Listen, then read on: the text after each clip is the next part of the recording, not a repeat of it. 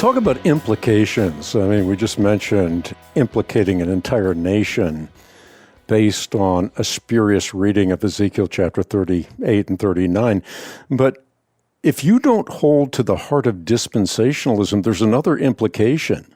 Then you're referred to as a replacement theologian carrying Hitler's anointing and his message. I mean, you cannot think about a stronger implication for those who deny the heart of dispensationalism. So you and I both, although we may have differences when it comes to the end times, you and I both deny the heart of dispensationalism, and we are then called replacement theologians. And I find this highly ironic, because the very people who wield it as a weapon believe that Israel will replace a soon-to-be raptured church during 7 horrific years of tribulation. So the real replacement seems to belong in the dispensational system, not in ours.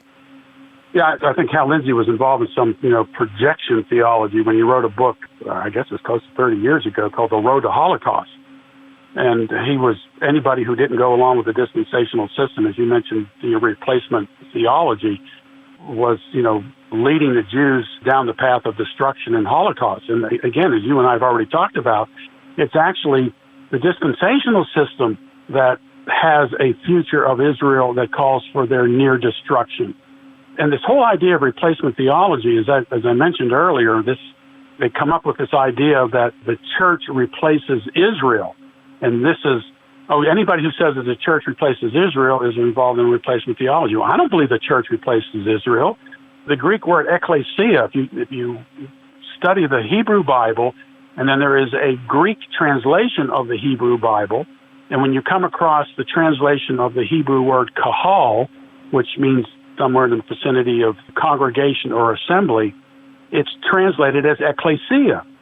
And so when you get into the New Testament and you read a Hebrew translation of the New Testament, when they come across the word ekklesia, they translate it as kahal. And so the Greek word ekklesia is equivalent to the Hebrew word kahal. And so every time you read the New Testament, you have to read the Greek word church as either assembly or congregation. That is what William Tyndale, when his Tyndale translation, when he came across the Greek word ekklesia, he translated as assembly or congregation. And how do we know that that is the best translation of this? Because all you have to do is go to Acts chapter 7, and this is essentially Stephen's biblical theology in a nutshell, that whole chapter. And in verse 38, he says, "This is the one who was in the ekklesia in the wilderness, together with the angel who was speaking to him on Mount Sinai, and who was with our fathers, and he received living oracles to pass on to you." That verse 38, in the King James Version, it reads this way: "This is the one who was in the church in the wilderness."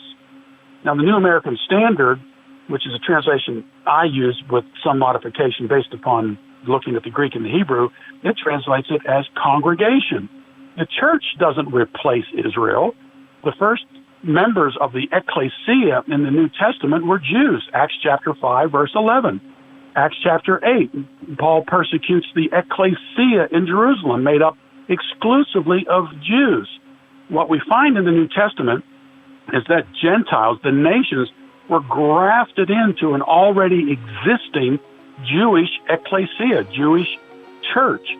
And so, again, I believe that the dispensational system it sees a problem with its system, and so it's creating this false narrative of replacement theology.